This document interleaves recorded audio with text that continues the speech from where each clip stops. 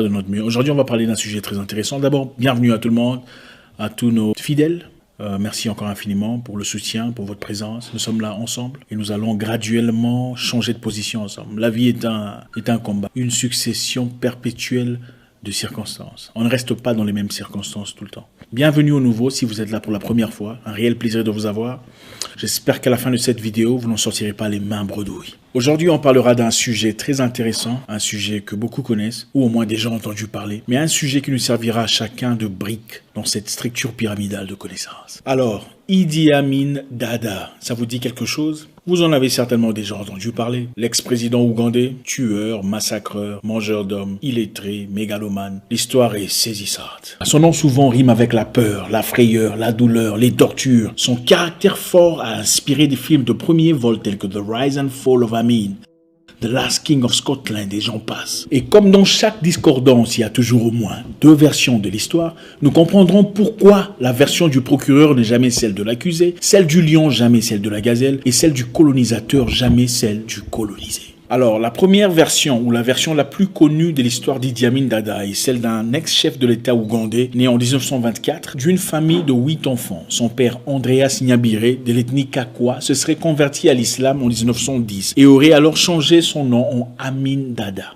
Sa mère, Assa Ate, fille de chef tribal de l'ethnie Lubara, était spécialiste de plantes médicinales et des pratiques chamantiques. Donc de sorcellerie quoi. Elle était sorcière, elle guérissait les gens à travers la magie, le monde ésotérique. Oh! D'après cette version de l'histoire, la sorcellerie, la magie, le mysticisme, l'ésotérisme dans l'enfance d'Idi Amin Dada aurait joué un rôle capital dans sa vie adulte. Ses parents se séparent en 1931, son père l'abandonne, après qu'il ait suspecté que Idi Amin eût été en effet le fils d'un autre homme, le roi de Bouganda, que son épouse soigné de temps en temps. Idi Amin grandit dans sa famille maternelle, chez son oncle Ahmed Sheikh Hussein, où il garde des chèvres. Idi Amin, d'après cette version, n'aurait pas fait l'école à cause de la discrimination contre les Nubiens. L'ethnie de sa mère faisait partie d'un territoire considéré nubien. Ils étaient accusés d'avoir participé à tant de révoltes et tant de rixes sanglantes. Voilà pourquoi ils étaient complètement écartés du programme scolaire. À 24 ans, sa carrure impressionne. À 1m91 de hauteur et 100 kg de muscles, il devient plusieurs fois champion de boxe en Ouganda. Recruté dans l'armée pour le compte de la Grande-Bretagne coloniale, il est envoyé au Kenya parmi plusieurs commandos réprimer les insurrections des rebelles Mau Mau. Ces rebelles Mau Mau, ces ennemis de la paix et de la civilisation, ces terroristes sanglants, étaient en effet des autochtones kenyans réclamant leur liberté et leur autonomie. Wikipédia définit Idi Amin comme un homme qui sait susciter l'empathie de ses supérieurs dans un mélange de zèle et de bouffonnerie. En 1959, il devient Afande, le plus haut grade pour les Noirs dans l'armée coloniale britannique en Afrique. Bon, je vais faire vite sinon on ne finira jamais.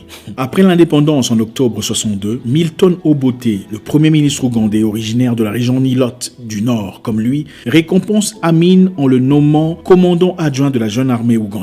Idi Amin, d'après cette version de l'histoire, serait impliqué dans plusieurs affaires de contrebande d'or, de café et d'ivoire. Après avoir appris qu'Obote, le premier ministre, planifiait de l'arrêter pour détournement de plusieurs millions de dollars issus des fonds de l'armée, Idi Amin prend le pouvoir par un coup d'État en janvier 1971. L'histoire dit qu'en ce moment de sa vie, Idi Amin devient président, tyran, despote, autocrate. Il tue, torture, massacre son peuple. Il réprime brutalement toute forme d'opposition, d'insurrection ou de résistance. Il transforme le Nile Mansion Hotel de Kampala en un sinistre centre de torture et d'interrogatoire. Il fait exécuter tous les officiers d'origine Acholi ou Lango, ethnie du premier ministre précédent. Obote. Idi Amin donne un délai de 90 jours à tous les étrangers asiatiques de quitter son pays. Il y en avait plus de 60 000 en Ouganda qui géraient l'économie, après qu'il ait nationalisé une grande partie du secteur économique. Un accroissement frénétique de peur et d'effrayeur dans les communautés indo-pakistanaises, dont la plupart porteurs d'un passeport britannique. Leur compte à rebours de 90 jours tombant, les Indiens n'avaient qu'une seule solution: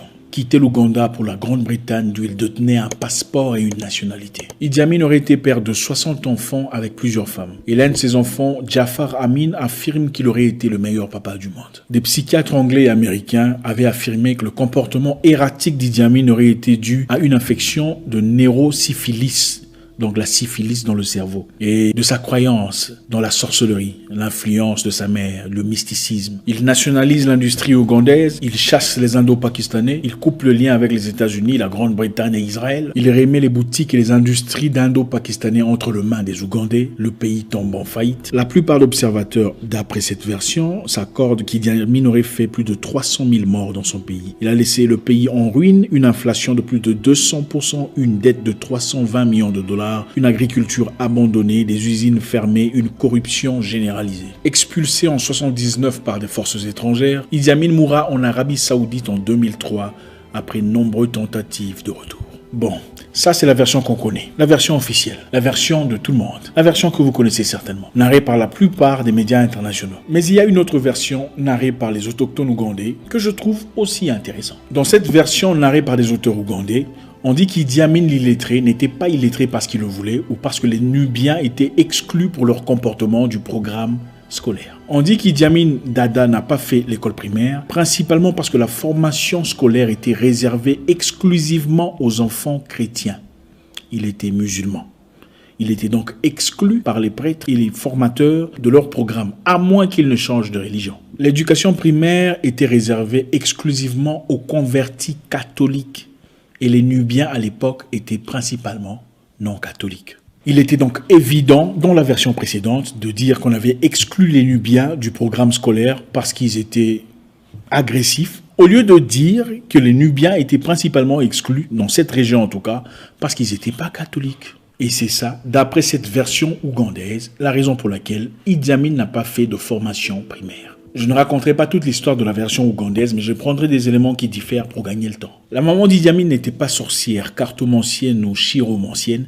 Elle était ce qu'on appellerait aujourd'hui herboriste ou homéopathe. Idi Amin n'aurait pas été un enfant battu comme le suggère la version précédente. Il aurait simplement été un enfant victime de divorce de ses parents, comme on le voit aujourd'hui. Cette version ougandaise dit qu'Idi Amin voulait voir son pays se développer. Il voulait l'épanouissement, l'authenticité et le développement.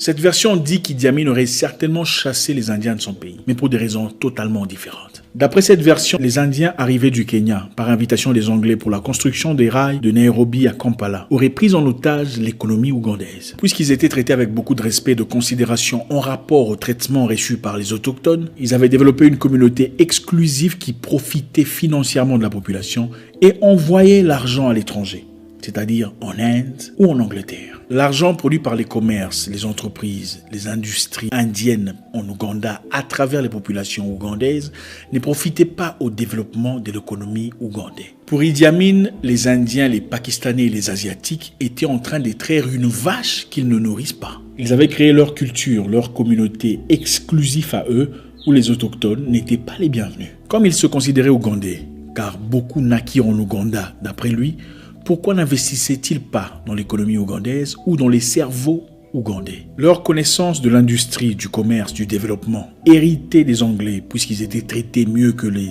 était exclusif à leur communauté. Après le départ de colonisateurs, les Indiens s'étaient emparés du pays, ils avaient maîtrisé l'économie et ont essayé à tout prix de faire tomber tout Ougandais de souche qui essayait de se relever. Le président ougandais Geoffrey Lukogwa, qui succéda Idi Amin Dada, dit dans une interview « Les intentions d'Idi Amin n'étaient pas toutes mauvaises, mais sa procédure était discutable. » Et il répondit non au journaliste anglais après qu'il lui ait demandé s'il inviterait encore les Indo-Pakistanais pour relever l'économie ougandaise. Il dit que leur départ permit aux autochtones de prendre confiance en eux-mêmes, de devenir authentiques et indépendants. Malheureusement, Idi Amin n'était pas assez instruit, pas assez intelligent. Il n'a pas fait assez de colle pour comprendre comment fonctionne l'économie d'un pays. Ayant commis des meurtres, des exactions et des tueries comme n'importe quel gouvernement, dit l'auteur, les nombres de morts étaient exagérés pour des raisons économiques. Ici, on parle des morts par Idi Amin Dada, mais on ne parle malheureusement pas des 200 000 morts minimum Mau-Mau, autochtones kenyans, massacrés par le gouvernement britannique pour avoir réclamé leur liberté dans la même période. Dans cette version, l'auteur dit qu'on parle avec beaucoup d'emphase des morts par Idi Amin Dada, des cadavres flottant chaque jour sur le Nil, mais sans aucune photo pour le prouver. Mais jamais avec autant de passion quand on parle du roi de Belge, qui a tué, crevé, massacré des Congolais, coupé les mains avec des preuves tangibles, disponibles jusqu'à aujourd'hui. Cette version dit qu'Idi Amin aurait tué des gens parmi son peuple. c'est vrai, et que ça aurait été des gens venus de la tribu insurrectionnelle qui voulait le faire tomber, la tribu de son opposant qui voulait le faire tomber depuis la Tanzanie. Les auteurs disent que l'idée d'Idi Amin était différente de ce qu'on impose. Il voulait simplement la libération de son peuple et du peuple africain dans sa grandeur. Il s'est battu pour des causes africaines. Il a voulu pas seulement une libération physique, mais aussi économique que mentale. Il n'avait malheureusement pas assez d'expérience ou de qualifications pour assumer comme il faut sa responsabilité. Alors, dites-moi ce que vous pensez, la version A ou la version B. À quelle version vous vous sentez plus connecté? Je ne peux malheureusement pas continuer, l'histoire est longue, mais on essaiera de notre mieux. Merci encore une fois. Si vous avez aimé la vidéo, faites-nous savoir. Si vous n'avez pas aimé ce qui a été dit, faites-nous savoir. Le tout dans le respect. J'espère vous parler encore très bientôt dans une nouvelle vidéo. Mon nom est Zach Mouikassa, le guerrier noir. Votre frère.